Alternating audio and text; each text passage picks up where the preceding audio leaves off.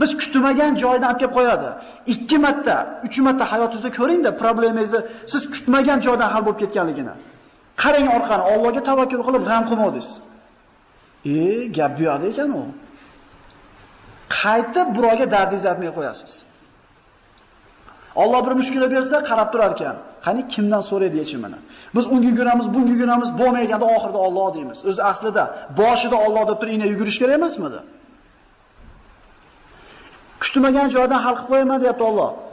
Kuydirish kerak bo'lgan o't jannatda bog'iga aylanib qolmadimi Ibrohim alayhisalom uchun?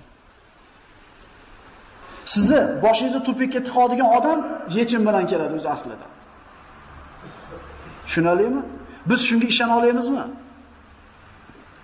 Biz ishona olamizmi? Tavakkulchilar ustozlari, payg'ambarlar. Musa alayhisalom